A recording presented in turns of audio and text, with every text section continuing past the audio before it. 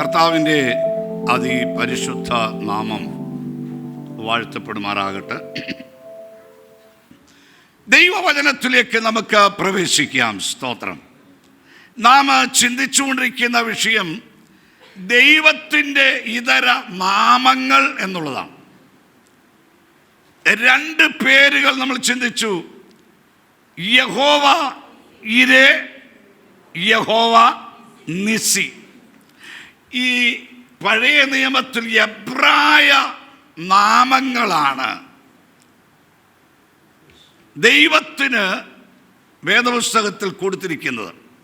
എന്നാൽ നമ്മുടെ കൈവശം ഇരിക്കുന്ന മലയാളം ബൈബിളിൽ എബ്രായ ഭാഷയിൽ തന്നെ 4 പേരുകളുണ്ട്. എബ്രായ ഭാഷയിൽ എബ്രായ വാക്കുകൾ ഉപയോഗിച്ച 4 പേരുകൾ. അതിൽ 2 എണ്ണമാണ് നമ്മൾ ചിന്തിച്ചത്: യഹോവ ഈരേ, യഹോവ നിസി. അത് എബ്രായ വാക്കുകളാണത്. അപ്പം നമ്മുടെ ബൈബിളിൽ എബ്രായ വാക്കുകളുണ്ട്. നമ്മളൊക്കെ എബ്രായ ഭാഷയും സംസാരിക്കുന്നു വാക്കുകൾ. ഇനി 2 എണ്ണം കൂടെ ഉണ്ട് എബ്രായ പേരുകൾ. എടുക്കാൻ നമുക്ക് ന്യായാധിപന്മാരുടെ പുസ്തകം 6-ാം അധ്യായം 24-ാമത്തെ വാക്യം. ഗിദെയോൻ അവിടെ യഹോവയ്ക്ക് ഒരു യാഗപീഠം പണിതു. അതിന് യഹോവ ശാലോം എന്ന് പേരിട്ടു. യഹോവ ശാലോം. ആ ശാലോം എന്ന പദം ഹീബ്രു വേർഡാണ്. ശാലോം അതായത് യഹോവ എൻ്റെ സമാധാനം. യഹോവ ഈസ് മൈ പീസ്. യഹോവ ശാലോം. ഇത് ആരിട്ട പേരാണ്? ഗിദെയോൻ. കർത്താവിൻ്റെ ദൂതൻ യോവാശിന്റെ കരുവേലകത്തിന്റെ കീഴെ വന്ന് നിന്ന് ഗോതമ്പ് മിദ്യാന്യരുടെ കയ്യിൽ പെടാതിരിക്കാൻ അത് കൊയ്ത് മുന്തിരിച്ചക്കിനരികെ കൊണ്ടിട്ട് മെതിച്ചുകൊണ്ടിരിക്കുന്ന ഗിദെയോനെ കണ്ടിട്ട് അവനെ വിളിച്ചു: അല്ലയോ പരാക്രമശാലിയെ. അവനുമായി ചില സംഭാഷണങ്ങളൊക്കെ ദൈവം തമ്പുരാൻ നടത്തി. തുടർന്ന് ഇവൻ ദൈവത്തിന് യാഗമൊക്കെ കഴിച്ചു. അതായത് പുളിപ്പില്ലാത്ത കുറെ വടകളും കുറെ ചാറും ഒക്കെ കൊണ്ടുവന്ന് ദൂതൻ തനിക്ക് പ്രത്യക്ഷപ്പെട്ട ദൂതന്റെ മുൻപിൽ അവന് ഭക്ഷിക്കാനായിട്ട് കൊടുക്കുമ്പോൾ ദൂതൻ പറയുന്നു: അതെല്ലാം നീ ആ പാറമേൽ വെക്കുക. അവൻ അതെല്ലാം പാറമേൽ വെച്ചു. ദൂതൻ തൻ്റെ കയ്യിലിരുന്ന വടിയുടെ അറ്റം കൊണ്ട് അതിനെ ഒന്ന് തൊട്ടു. ഉടനെ തീ പുറപ്പെട്ടു.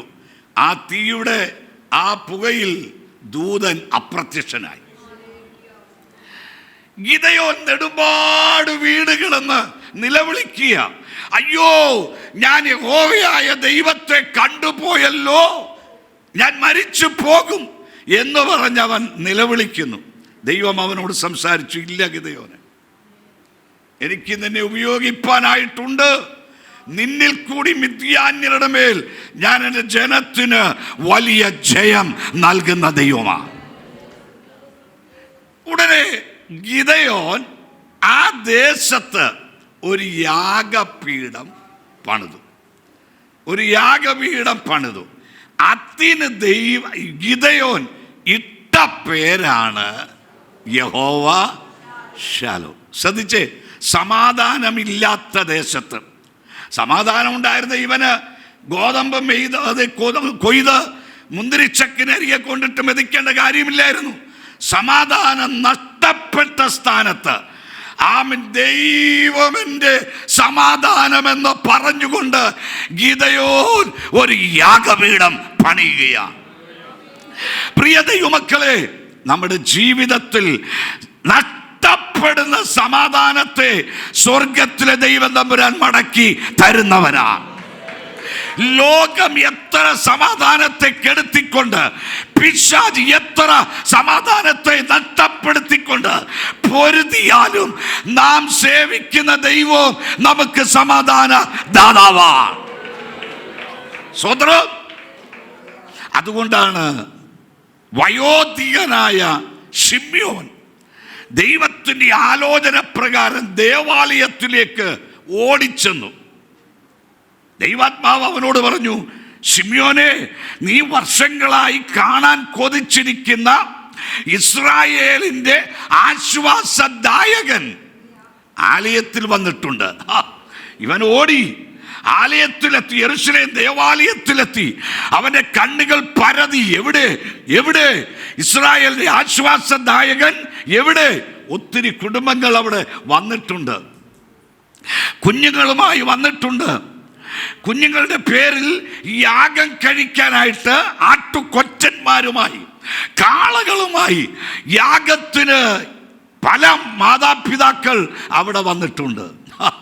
അവരുടെ ചുറ്റും പുരോഹിതന്മാരും പരീശന്മാരും ലേവ്യരും ഒക്കെ കൂടിയിരിക്കുമ്പോൾ ആരാലും തിരിഞ്ഞു നോക്കപ്പെടാത്ത, ആരും തിരിഞ്ഞു നോക്കാതെ, തിരിഞ്ഞു നോക്കിയാൽ ഒരു പ്രയോജനമില്ല. കാരണം ഈ ഒരു കുടുംബം അവിടെ മൂലയ്ക്ക് വന്ന് നിൽക്കുക, അവരുടെ ഊഴം എപ്പോഴാകുമെന്ന് ചിന്തിച്ച് കാത്തിരിക്കുക. അവരുടെ അടുക്കൽ പുരോഹിതന്മാരില്ല, അവരുടെ അടുക്കൽ ലേവ്യരില്ല.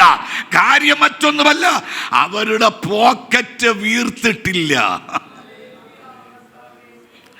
ആട്ടുകൊറ്റൻ തടിച്ച കാളക്കിടാവും ആട്ടുകൊറ്റന്മാരുമായി നിൽക്കുന്ന കുടുംബങ്ങളുടെ അടുക്കൽ പുരോഹിതന്മാർ തിക്കിത്തള്ളുമ്പോൾ, ലേവ്യർ തിക്കിത്തള്ളുമ്പോൾ ആരാലും ശ്രദ്ധിക്കപ്പെടാത്ത ഒരു സാധു കുടുംബം, ഒരു തച്ചന്റെ കുടുംബം, ഒരു ആശാരി കുടുംബം ആ മൂലയ്ക്ക് നിൽക്കുകയാ. ശിമ്യോന്റെ കണ്ണുകൾ അങ്ങോട്ടും ഇങ്ങോട്ടും പരതി. ദൈവത്തിന്റെ ആത്മാവ് പറഞ്ഞു, ശിമ്യോനെ, നീ കാണാൻ കൊതിച്ചിരിക്കുന്ന ഇസ്രായേലിന്റെ ആശ്വാസദായകനാണ്. ആരാലും നോക്കപ്പെടാതെ, ആരാലും തിരിഞ്ഞു നോക്കാതെ ആ മൂലയ്ക്ക് നിൽക്കുന്നത്. ശിമ്യോൻ അങ്ങോട്ട് ഓടിച്ചെന്ന് ആ പിതാവിൻ്റെ കൈകളിൽ നിന്ന് ആ കുഞ്ഞിനെ തൻ്റെ കൈകളിലേന്തി. ആ വയോധികനായ ശിമ്യോൻ ആ കുഞ്ഞിനെ കയ്യിലേന്തിയിട്ട് ഇങ്ങനെ പറഞ്ഞു, ഇപ്പോൾ നാഥ. ഉണ്ടോ, ആരെയാ വിളിക്കുന്നത്? ആ കുഞ്ഞിനെ കയ്യിലേന്തിയിട്ട് ഇപ്പോൾ നാഥ. അപ്പൊ ഈ കുഞ്ഞിനെ ഇവൻ വിളിച്ചത് എങ്ങനെയാ? നാഥ എന്ന്. ശിമ്യോന് മനസ്സിലായി, ഈ കുഞ്ഞ് മറ്റാരുമല്ല, എൻ്റെ നാഥനാണ്. പ്രിയ ദൈവത്തിന്റെ പൈതലേ, നിന്റെ നാഥനായി, നിന്നെ എടുക്കുന്നവനായി, നിനക്ക് വേണ്ടി ബെത്ലഹേമിൽ ജാതനായ യേശു അവനെ കൈകളിലേന്തിക്കൊണ്ട് ശിമ്യോൻ വിളിച്ചു പറഞ്ഞു, ഇപ്പോൾ നാഥ, നീ അടിയനെ സമാധാനത്തോടെ വിട്ട്. അപ്പോൾ ഇവന്റെ കയ്യിലിരുന്ന കുഞ്ഞ് ആരാ? സമാധാന ദാതാവ് അല്ലേ? യെശയ്യാവ് യേശുവിൻ്റെ ജനനത്തിന് 750 വർഷങ്ങൾക്ക് മുൻപ് ജീവിച്ചിരുന്ന യെശയ്യാ പ്രവാചകൻ വിളിച്ചു പറഞ്ഞു, നമുക്കൊരു ശിശു ജനിച്ചിരിക്കുന്നു, നമുക്കൊരു മകൻ നൽകപ്പെട്ടിരിക്കുന്നു, ആധിപത്യം അവന്റെ തോളിൽ, അവൻ അത്ഭുത മന്ത്രി, വീരനാം ദൈവം, നിത്യ പിതാവ്, സമാധാന പ്രഭു. എത്ര പേർക്ക് സന്തോഷമുണ്ട്? അവൻ സമാധാനം നൽകുന്നവനാ. അവൻ നമുക്ക് നൽകിയ സമാധാനത്തെ ഓർത്ത് ഇന്ന് പകൽ എത്ര പേർക്ക് ദൈവത്തെ സ്തുതിക്കാൻ കഴിയും? സമാധാനമില്ലാതെ ഈ ലോകത്തിൽ വിരഞ്ഞ് ഓടിക്കൊണ്ടിരുന്ന നിന്റെ ജീവിതത്തിൽ സമാധാനദാതാവിനെ കണ്ടുമുട്ടാൻ, പ്രൈസ് ദി ലോർഡ്. സ്തോത്രം. കഴിഞ്ഞ ദിവസം ഒരു വ്യക്തിയെ കാണുവാനിടയായി. അദ്ദേഹം എന്നോട് അദ്ദേഹത്തിന്റെ സാക്ഷ്യം പറഞ്ഞത് എങ്ങനെയാ? പാസ്റ്ററേ, ഞാൻ പോകാവുന്ന പാതകളിലെല്ലാം ഓടിയതാണ്. ഒരു ഭയങ്കര മദ്യപാനിയായി ജീവിച്ച വ്യക്തി, എന്തെല്ലാം ചെയ്യാമോ രാഷ്ട്രീയത്തിൽ ഉയർന്ന ഒരു മനുഷ്യന് കിട്ടാവുന്ന സ്ഥാനം, അദ്ദേഹത്തിന് കിട്ടാവുന്ന ഉന്നതമായ സ്ഥാനത്തൊക്കെ ചെന്ന് പ്രവർത്തിച്ച വ്യക്തി. എന്നാൽ സമാധാനമില്ലാതിരുന്ന കാലഘട്ടത്തിൽ സമാധാനദാതാവായ യേശുവിനെ കണ്ടുമുട്ടി. പ്രിയ ദൈവമക്കളെ, നമ്മുടെ ജീവിതത്തിൽ അത് തന്നെയല്ലേ അനുഭവം? ഒരു കാലത്ത് സമാധാനമില്ലാതെ അലഞ്ഞ് തിരിഞ്ഞ് പേനായെ പോലെ അലഞ്ഞ് തിരിഞ്ഞ് നടന്ന സ്ഥാനത്ത് സമാധാനദാതാവിനെ കണ്ടുമുട്ടാൻ ഇടയായത് നമ്മുടെ ജീവിതത്തിൽ ഭാഗ്യമാ.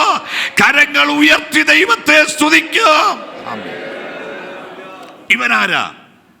യഹോവ ഷാലോം. യഹോവ ഷാലോം. യഹോവ ഈസ് മൈ പീസ്. അവൻ സമാധാനം നൽകുന്നവൻ. യെഹെസ്കേൽ പ്രവാചകന്റെ പുസ്തകം എടുക്കാം. യെഹെസ്കേൽ പ്രവചനം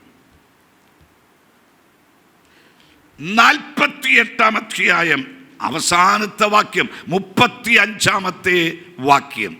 യെഹെസ്കേൽ 48:35.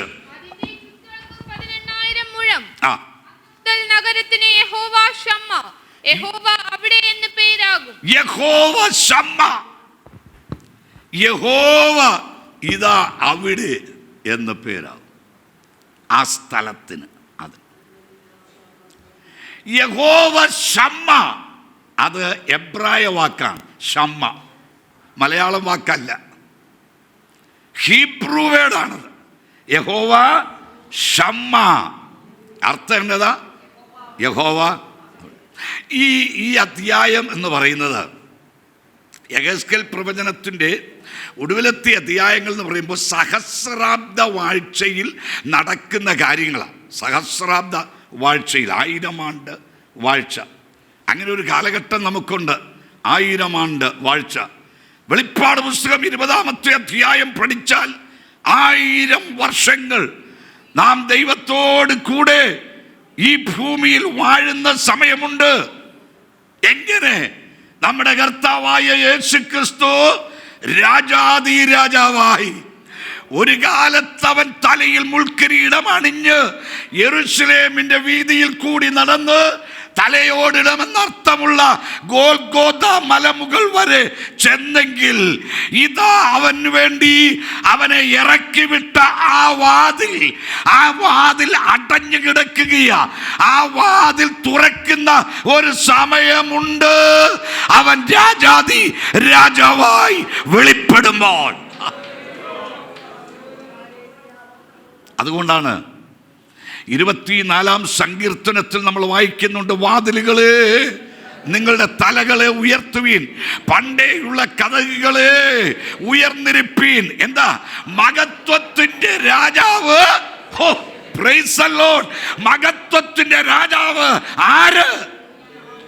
യുദ്ധവീരനായ സൈന്യവീരനായ യഹോവ തന്നെ. അവനാകുന്നു മഹത്വത്തിന്റെ.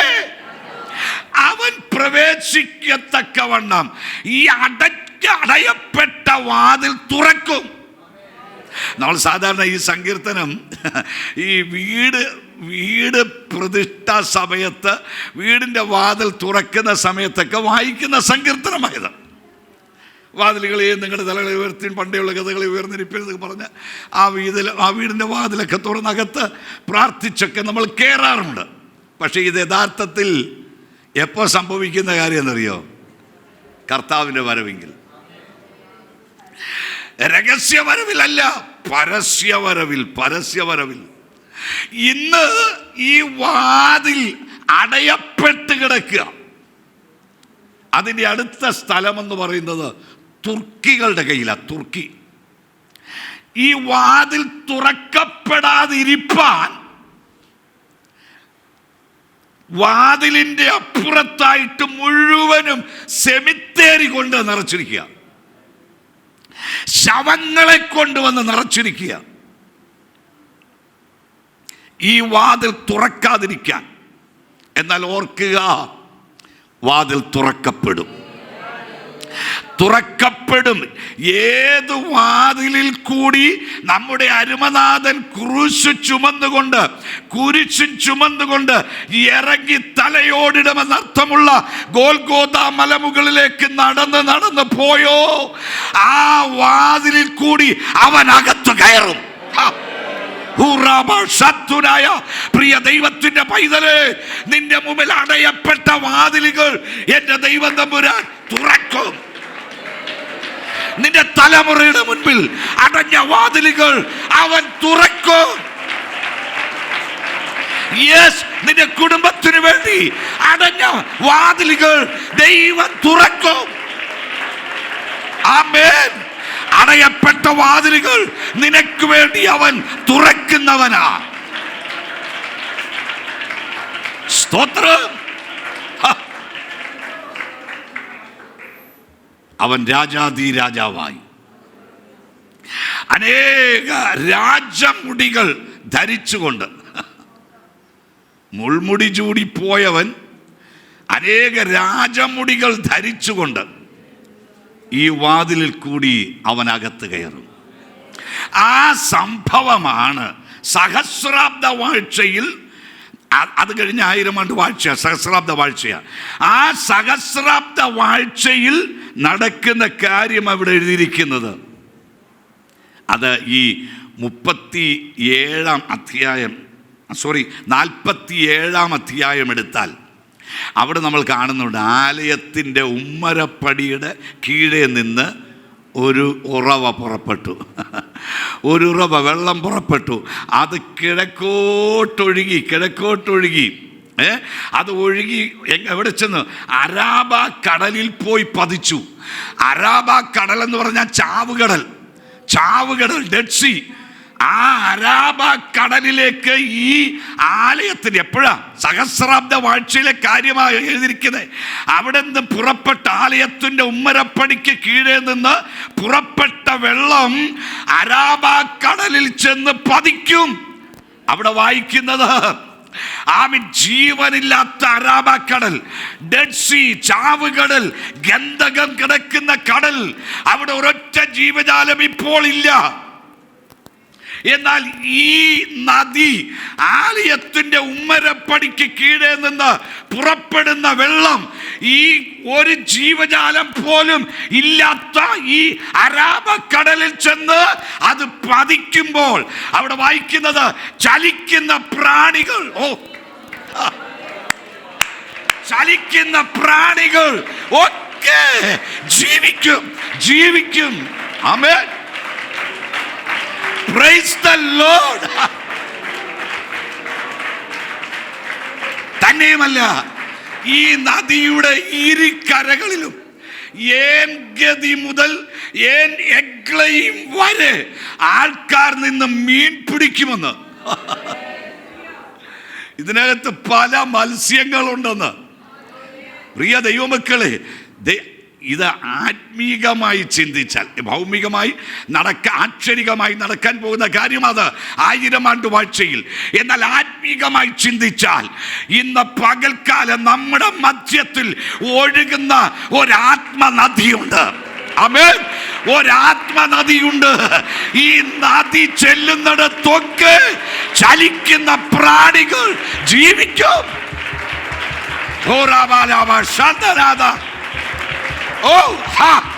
ദൈവവൈതലേ, നിന്നെ ജീവിപ്പിക്കുന്ന, നിനക്ക് ചൈതന്യം വരുത്തുന്ന ഒരാത്മനദി.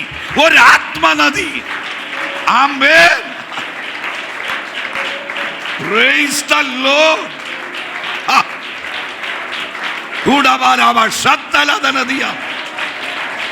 Oh, hallelujah.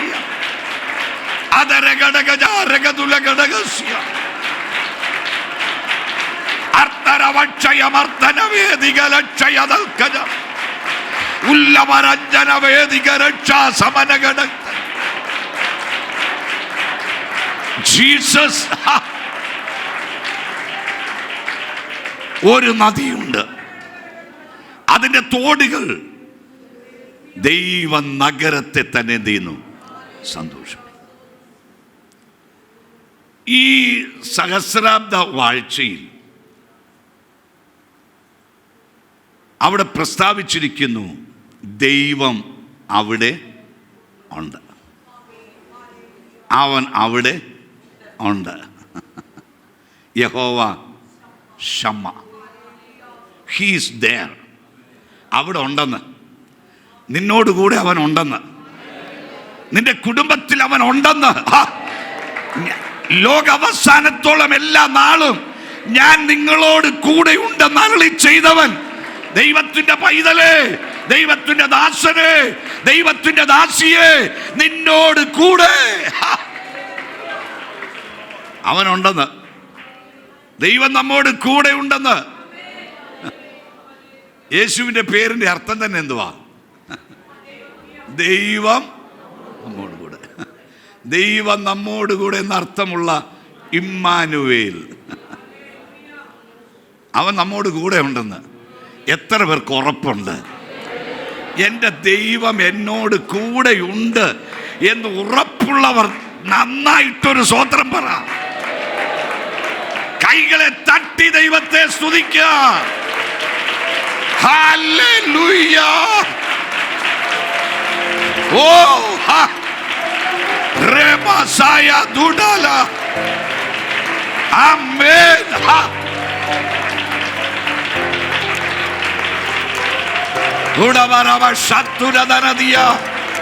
ദൈവം നിന്നോട് കൂടെ.